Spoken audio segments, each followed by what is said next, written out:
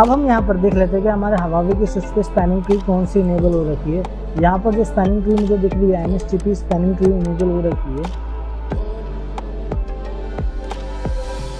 अब मैं यहाँ पर स्पैनिंग ट्री चेंज कर देता हूँ, spanning tree STP mode RSTP कर देता हूँ। तो यहाँ पर रिपीटिंग स्पैनिंग ट्री इनेबल हो चुकी है।